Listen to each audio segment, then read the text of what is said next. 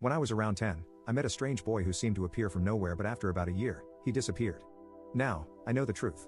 I was probably around 10 or 11 years old the first time I remember the boy turning up.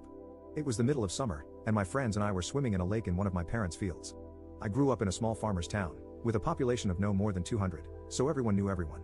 There were two schools in the town, one for boys and one for girls. I'm not sure why they split them by gender, and I'm pretty sure both have merged now, but that's how it was when I lived there. I'm going to tell it as I remember it happening, but my friend who was there at the time remembers it slightly differently than I do. So, as I was saying, my friends and I were swimming in the lake at the bottom of one of my parents' fields. It was about a 15-minute walk from my main house. We had been playing there for a while when we heard someone calling to us. We looked over and saw the boy standing at the edge of the lake, completely naked. Once we noticed him, he shouted if he could play with us. He looked to be around the same age as us, maybe a little older but not by much. He was super pale, like white pale. I remember being amazed and kind of jealous of his super bright green eyes. He also had shoulder-length white blonde hair, like Draco Malfoy blonde. I looked at my friends, and we said yeah, and he came into the lake with us. None of us recognized him, which was weird because we had all lived in this tiny town for our whole lives, and everyone basically knew everyone living there. He introduced himself as Richard but said he preferred if we called him Richie, so we did. I remember asking Richie where he was from, but he would get all awkward and never give a straight answer. Anyway, after a while more of playing in the lake, Richie seemed fun, and I invited him to come back to my house for supper. He straight away said he would love to come, and my friend was like, "Don't you need to ask your mom?" To which Richie said something like, "Oh, she won't mind." Remember how I said Richie was completely naked? Well, that wasn't so strange. In fact, I'm pretty sure we all were. My friends and I were all boys, and we would skinny dip in the lake normally, so it didn't stick out to me when he first arrived like that. But what did stick out to me was when we got out of the lake, dried, and dressed ourselves, Richie had no clothes with him to get dressed into.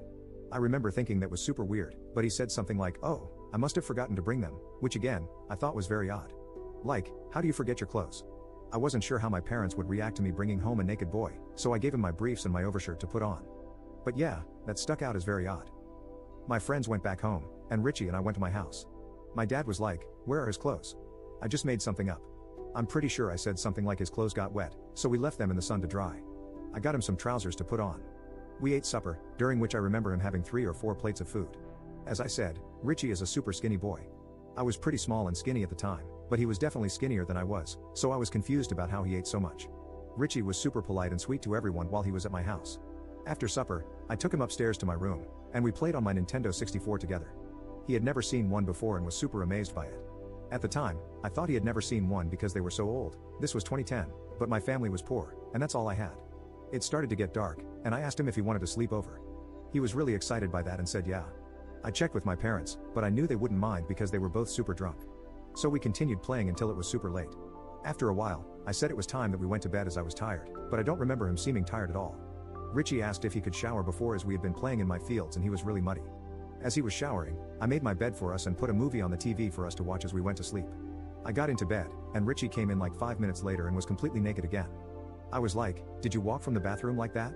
He was like yeah and didn't seem to care at all, so even though I thought it was strange, I didn't say anything. He got into my bed, and I asked him if he wanted any pajamas, and he said no, it was too hot, which, to be fair, I do remember it being really hot that day. I had a Scooby-Doo movie on, and he was really excited by it, not knowing anything about them, which I guess isn't too weird. But looking back, he didn't seem to know any pop culture stuff at all. I mean, we were pretty behind the times in my small town, but we still knew most pop culture. I had slept in quite a lot the next day, but when I woke up, Richie wasn't in my room. I went and asked my mom if she'd seen him, and she said he left early that morning after his parents rang our house. How they knew he was with us or where to ring, I'm still not sure. Richie had taken some shorts from my room because my mom said he couldn't leave without clothes on. I was a little disappointed he left without me, or at least without saying goodbye or without leaving any way of contacting him again. He turned up again a couple of days later when my friends and I were swimming in the lake again. This time he brought clothes, but I'm pretty sure he only brought some briefs and a shirt with no pants, which again, I thought was weird. Over the next year, he and I became super close. We were like brothers. Over the year, I asked if I could see his home or meet his family. But anytime I asked anything personal about him, he would go awkward and not want to talk about it, or he would just change the subject. But I could see it made him feel uncomfortable, so I didn't push him to tell me. He did tell me he was homeschooled, which I thought was cool because in my mind that meant no school. As I said, we became really close over the year. I felt like he was more than a friend to me. It's difficult to explain, it's almost like we clicked from the first time we met. We became close really quickly, and I felt like I could tell him anything, and he would always help and support me. He helped me through so many hard times, and he definitely encouraged me to be a better person. It was almost as if he could sense when I was going through anything. For example, when my grandma passed away, I went out into my fields to cry as I didn't want to do it in front of my family. But after sitting down in some random place, Richie turned up and sat next to me. He said some things that I remember helping me a lot. When I asked him how he found me, he said that he was just on a walk. Not too long after this, he just vanished. It had been a little over a year since the first time he appeared at the lake.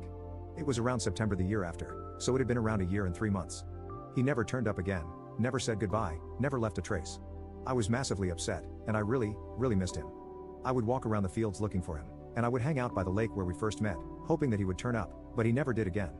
I still don't know what happened to him. I've tried searching social media for him, but with no luck. And since he would never tell me that much about his life, I don't have that much to go on. I asked my parents what they remember about him. They said they remember him being odd and that they were unsure about him at first, especially how he had a tendency to strip naked whenever he felt like it.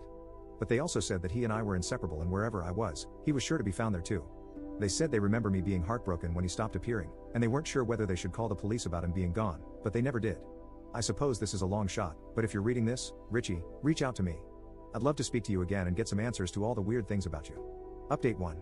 With the help of everyone here and so many lovely commenters, I tracked down a distant relative of Richie who put me in contact with Richie's older sister.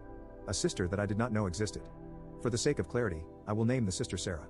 Sarah helped put into context Richie's odd behavior, his unwillingness to show me his home, and his disappearance. Sarah and Richie both suffered abuse and neglect at the hands of their father.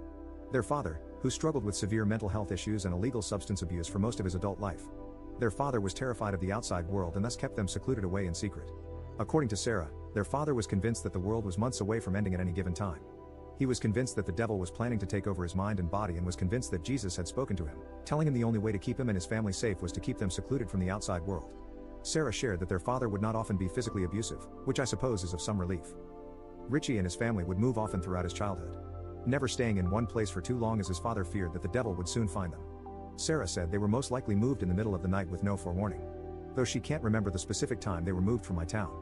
This helps to explain how Richie seemed to appear one day, and disappear 15 months later. Richie passed away at age 15, around 2.5 years after vanishing from my town. Sarah struggled to go into the details of Richie's death, and I didn't want to push her into sharing something that was painful for her. Though it seemed that Richie deleted himself. Sarah told me that Richie would often speak of me, and the time we spent together. And that all Richie ever wanted to do was to come back and find me. Sadly, he never managed that. She said she thought that I was just imaginary. She isn't sure how Richie would sneak out of the house to meet with me, but said that their father would keep them locked in their rooms for days and sometimes weeks at a time. Sarah told me she has a collection of Richie's diaries, which I do remember him writing occasionally. She has offered to send them to me, which is lovely of her. She told me that a lot of the writing is about me, about our time together, about how he wanted to find me again so we could run away together. Again, she never thought I was a real person. Hearing that was so incredibly bittersweet. I look forward to reading those diaries, even though it will be incredibly difficult at the same time. She said she is glad that Richie managed to have an impact on someone on this world. I wish that I was able to express the impact that Richie had on my life. I wish I could tell Richie the impact he had on my life. I want everyone to know Richie. I want everyone to know what an amazing, kind and beautiful person Richie was. This post is difficult for me to write. Deep down, I think that I resisted searching for Richie more in case this was the outcome. Sarah told me a lot more information, but I've decided to leave out most to respect her privacy. Sarah is away and safe from her father, which I am so glad about. Again, I just want to express how thankful I am for all of you who have helped. For all of you who have offered emotional support. Thank you so much. Richie, I love you. I'm sorry I couldn't help you. I'm sorry I didn't pick up on the signals that you were in danger. I hope you can forgive me. Richie, you were the only true friend I've ever had. It's so hard for me to write this. I feel so sick that I didn't do more. Richie, I want you to know you saved me so many times throughout my life. So many low moments in my life have been helped because of the memories of you. I am so sorry I wasn't there for you the same way you were there for me. I love you so much, Richie.